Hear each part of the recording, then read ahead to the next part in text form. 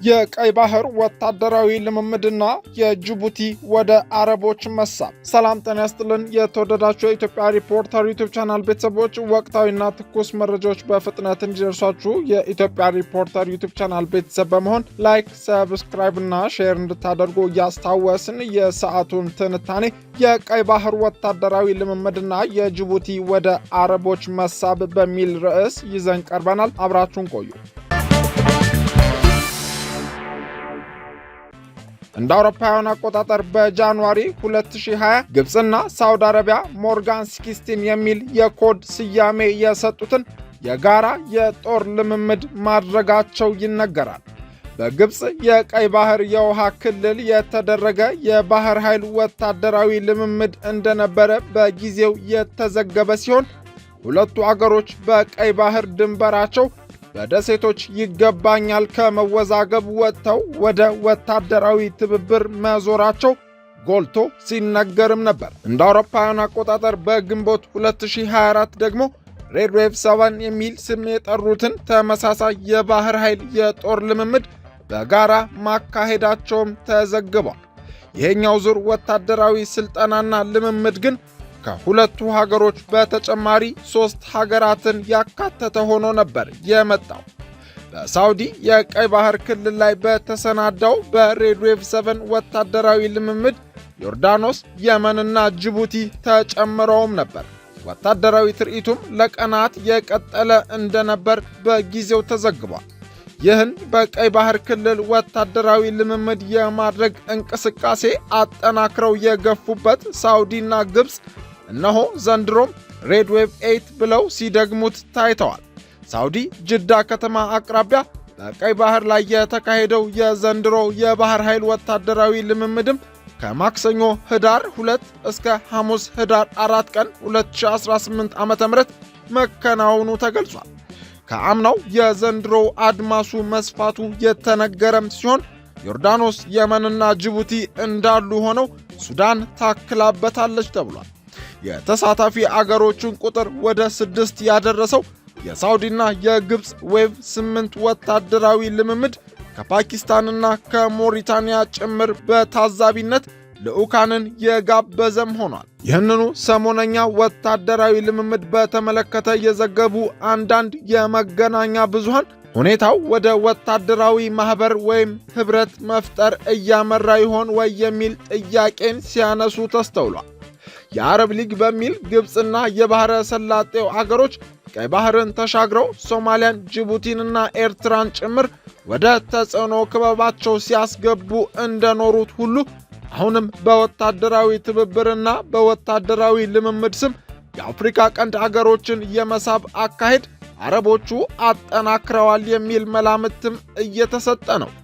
ግብፅ እንደ ሶማሊያና ኤርትራ ካሉ አገሮች ጋር በጋራ ሉዓላዊነትን የመከላከልና ቀጠናዊ ጸጥታን የማስከበር ስምምነት ስትፈራረም መታየቷን፣ ይህንን ደግሞ የኤርትራው ፕሬዝዳንት ኢሳያስ አፈወርቂን ካይሮ ጠርታ ስትደግመው እንደታየች ያስታወሱት አንዳንድ ዘገቦች ይህ ሳያንስ ከሳውዲ ጋር ሆና ወታደራዊ ትብብርን በቀጠናው ለማስፋት መንቀሳቀሷ አነጋጋሪ ነውም ተብሏል።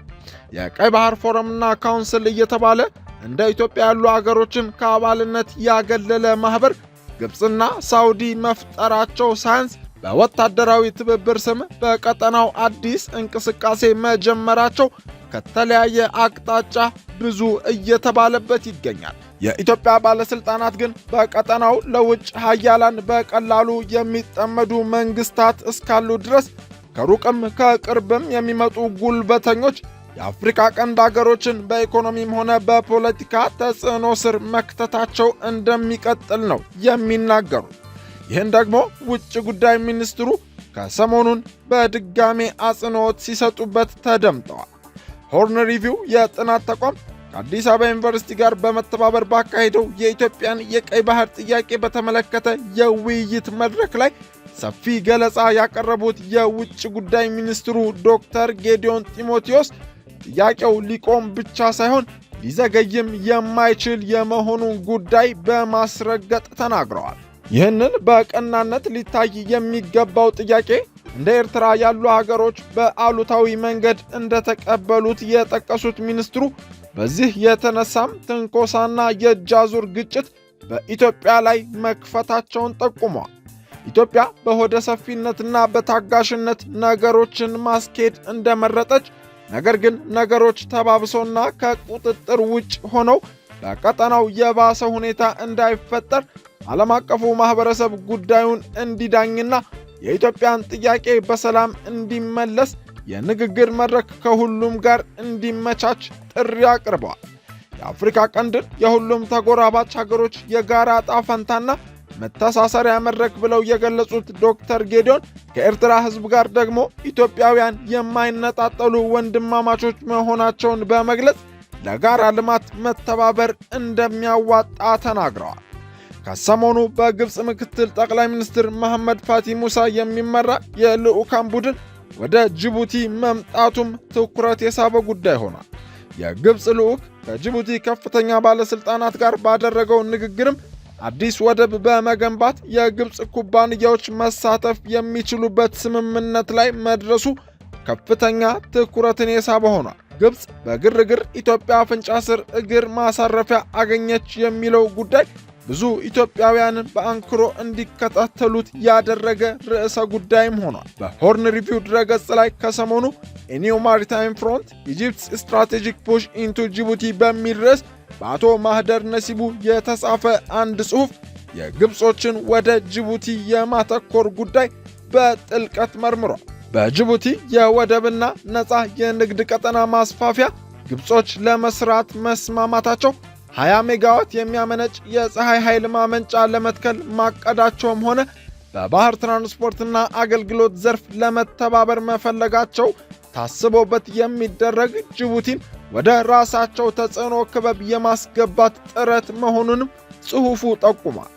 ግብፅ ከምታገኘው ጂኦፖለቲካዊ ትርፍ አንጻር በእነዚህ ፕሮጀክቶች ልትከስር እንደማትችልም ነው ጽሑፉ በንጻሬ ያስቀመጠው። ጅቡቲ በቅርብ ጊዜ ለሳውዲ አረቢያ የታጁራን ወደብ በሊዝ አሳልፋ ሰጠች የሚለው ዜና ገና ሳይበርድ ከግብፅ ጋር አዲስ ውል ተፈራረመች መባሉ ብዙ ሽፋንን አግኝቶ ነው የሰነባበተው። በዛው በሆርን ሪቪው ድረገጽ ከጥቂት ወራት ቀደም ብሎ ስለ ጅቡቲ ሰፊ ሀተታ ያስነበቡት አቶ ዮናስ ይዘዘው በበኩላቸው የጅቡቲ መሪዎች የኢትዮጵያን የባህር በር ጥያቄ በተመለከተ የተጋነነ ስጋት እያሳዩ መሆኑን ገልጸዋል። የአገሪቱ ፕሬዝዳንት እስማኤል ኦማር ጊሌ እኛ ክሪሚያ አይደለንም የሚል ንግግር ማሰማታቸውን የጠቀሰው ሀተታው ኢትዮጵያ ከንግድ ወደብ ውጪ የባህር ኃይል ማስፈሪያ የባህር በር እንደማታገኝ መናገራቸውን አንዱ የተጋነነ ስጋትን መነሻ ያደረገ እርምጃ መሆኑንም ይጠቁማል።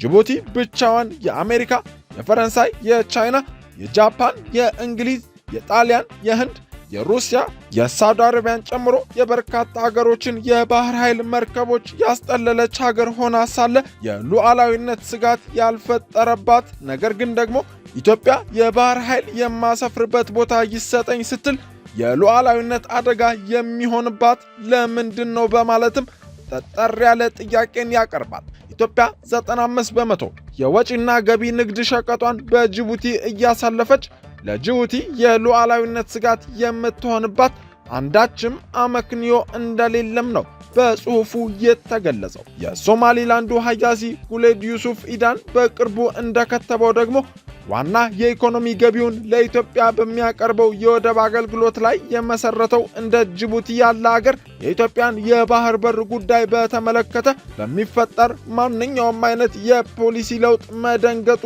የሚጠበቅ ነው ሲል የጅቡቲዎችን ከኢትዮጵያ በተቃራኒ የመቆም መነሻ ሊተነትን ሞክሯል። የኤርትራንም ከዚሁ ጋር የሚቀራረብ መነሻ እንዳለው ቢጠቅስም ነገር ግን ኤርትራ ከኢትዮጵያ ጋር ደም አፋሳሽ ጦርነት ያደረገች፣ በኢትዮጵያ ግጭቶች የተሳተፈች መሆኗንና በኢትዮጵያ ከሚመጣው ለውጥ ሁሉ ምንም አይነት ጥቅም ሊያገኝ እንደሚችል አስልቶ የሚንቀሳቀስ መንግስት ያላት መሆኑን አስምሮበታል።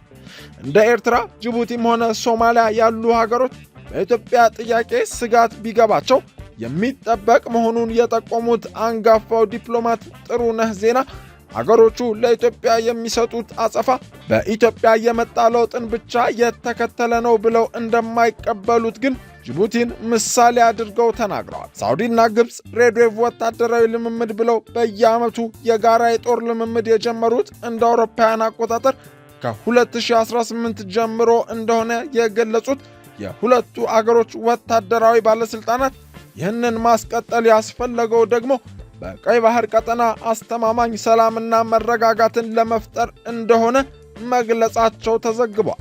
ይሁን እንጂ የወታደራዊ ልምምዱን ዓላማ በሚመለከት ሁለቱ ወገኖች የሚናገሩትን አመክንዮ ሌላው ቀርቶ የሁለቱ አገሮች መገናኛ ብዙሃንም ሲቀበሉት አልታየም። አህራም ኦንላይን እና ዘኒው አረብ የዜና ምንጮች ወታደራዊ ልምምዱ ሳውዲና ግብፅ ባሳለፍነው መስከረም ከፈረሙት የወታደራዊ ትብብር ስምምነት ጋር የተቆራኘ መሆኑን ዘግበዋል። ሳውዲና ግብፅ ከቅርብ ጊዜ ወዲህ የጀመሩት ወታደራዊ ትብብር ወደ ተለየ አቅጣጫ እያመራ መሆኑንም በመገናኛ ብዙሃኑ ተጠቅሷል። ሳውዲና ግብፅ የፈጠሩት ጥምረትና በወታደራዊ ትብብር አገሮችን የማሰባሰብ ጥረት በቀይ ባህር አዲስ የሆነ ቀጠናዊ የኃይል አሰላለፍ እየፈጠረ መሆኑን አንዳንዶችም ዘግበውታል። ከዚህ ቀደም የአረብና የአፍሪካ ሀገሮችን በማሰባሰብ የቀይ ባህር የጸጥታ ትብብር የሚል ቀጠናዊ መሰባሰብ ለመፍጠር እንደተሞከረው ሁሉ የጅቡቲ የድርጊት መርህ ወይም ጅቡቲ ኮድ ኦፍ ኮንዳክት በሚልም የቀጠናውን አገሮች በአንድ የኃይል ክበብ ለማሰባሰብ መሞከሩ ይጠቀሳል። ልክ እንደዚያው ሁሉ ሳውዲና ግብፅ ከቅርብ ጊዜ ወዲህ የቀይ ባህር ፎረም ብለው የባህረ ሰላጤውን አገሮች ከአፍሪካ ቀንድ አገሮች ጋር ያሰባሰበ ማህበር ለመፍጠር ጥረት መጀመራቸው እየተጠቀሰ ነው። በሂደት የቀይ ባህር አገሮች ምክር ቤት ወይም ሬድ ሲ ካውንስል ወደሚል የተሸጋገረው ማህበር ግን ቀስ በቀስ የሳውዲና የግብፅ የተጽዕኖ መፍጠሪያ ክበብ ወደ መሆን መሸጋገሩም ይነገራል። ከሰሞኑ የተደረገውን ወታደራዊ ልምምድ ተከትሎ ደግሞ ግብፅና ሳውዲ አረቢያ የቀይ ባህር አገሮች ምክር ቤት በሚል በጸጥታና በኢኮኖሚ ትብብር አስታከው የመሰረቱትን ማህበር ወደ ቀጠናዊ ወታደራዊ ድርጅትነት ቀስ በቀስ እያሸጋገሩት ነው የሚል ትችት ቀርቦበታል። ከካውንስሉ አባል አገሮች ውስጥ ኤርትራና ሶማሊያ ብቻ በወታደራዊ ልምምዱ ተሳትፎ አለማድረጋቸውን በማስታወስ በሂደት ግን ማህበሩ ወደ ጦር ህብረትነት መቀየሩ የማይቀር እንደሆነም ይናገራሉ። በዓመት እስከ 9.4 ቢሊዮን ዶላር ገቢ ከስዊዝ ቦይ የመርከቦች እንቅስቃሴ የምታገኘው ግብፅ በሁቲዎች ጥቃት የተነሳ በቀይ ባህር በኩል የሚካሄደው የመርከቦች እንቅስቃሴ በመቀነሱ ገቢዋ በ50 በመቶ መቀነሱ ይነገራል። በኢራን የጸጥታ ስጋት ሁሌም ተደቅኖበታል ከሚባለው ከፋርስ ባህረ ሰላጤው የሆርሙዝ ሰርጥ የባህር መተላለፊያ ላይ ያላትን ጥገኝነት በመቀነስ በቀይ ባህር ወደቦቿ በኩል በሰፊው የመጠቀም ዕቅድ እንዳላትም ይሰማል። አገሪቱ እንደ አረብ ኤምሬትስ ያሉ አገሮችን በመፎካከር የዓለም ንግድ መናኸሪያ የሆኑ የወደብ ከተሞችን በቀይ ባህር ጠረፏ ለመገንባት ብዙ ፕሮጀክቶች እየተገበረች ቆይታለች። በዚህም የተነሳ የየመን ሁቲዎች በከፈቱት ጥቃት የቀይ ባህር ንግድ እንቅስቃሴ መስተጓጎሉን አልወደደችውምም ነው የሚባለው። በእነዚህ ሁሉ መነሻዎች ሳውዲና ግብፅ ወታደራዊ አጋርነትም ሆነ ግንባር ፈጥረው የቀይ ባህር ቀጠናን ጸጥታና ደህንነት ለማስከበር መንቀሳቀሳቸው የሚጠበቅ መሆኑ ይገለጻል። ዘኒው አረብ የዜና አውታር በመስከረም ወር እንደዘገበው ከሆነ ግብፅና ሳውዲ በአሌክሳንድሪያ አሰሩት ያለው የጦር ትብብር ስምምነት በተናጠል የተደረገ ነው ብሎታል እና አሜሪካ ከሚመሩት የቀይ ባህር ቀጠናን የማረጋጋት ጥምረት ጋር ሳይገናኝ በራሱ እንዲሄድ እንደፈለጉም ዘገባው ይጠቅሳል።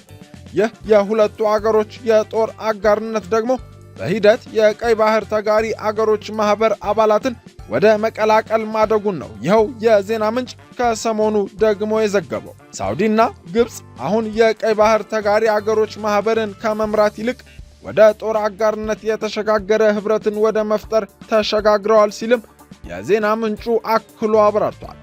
ዘንድሮ ሱዳንን ያከለውና ፓኪስታንና ሞሪታንያን የጋበዘው የሳውዲና የግብፅ የጦር ትብብር በሚቀጥለው ዓመት ደግሞ ሶማሊያንና ሌሎች አገሮችን ወደ መጨመር ሊሸጋገር ይችላል የሚል ግምትም ተሰጥቷል። የጊዜ ጉዳይ እንጂ የሳውዲና የግብፅ የጦር ትብብር ልክ እንደ ቀይ ባህር ካውንስል ሁሉ እንደ ኢትዮጵያ ያሉ አገሮችን ነጥሎ ያገለለ የጦር አጋርነት ወደ መሆን ሊሸጋገር ይችላል የሚለው ስጋትም ከፍ ያለ ቦታን ይይዛል። በግብፅ ለ5 ቀናት ሰንብተው የተመለሱት የኤርትራው ፕሬዝዳንት ኢሳያስ አፈወርቂ ግን ኤርትራ መገናኛ ብዙሃን በሰጡት ቃለ ምልልስ ቀይ ባህርና በአፍሪካ ቀንድ ቀጠና የጦር ትብብር ወይም የጦር ማህበር ድርጅት መፍጠርን እንደማይደግፉ ሲናገሩ ነበር። ከዚህ ቀደም ሶማሊያን አክለው በአስመራ የሶስትዮሽ አጋርነት የፈጠሩት ፕሬዝዳንት ኢሳያስ ከሰሞኑ በካይሮ ቆይታቸው ደግሞ አዲስ አጋርነት ከግብፅ አቻቸው ጋር ተፈራርመው መመለሳቸው ተነግሯል። ኢሳያስ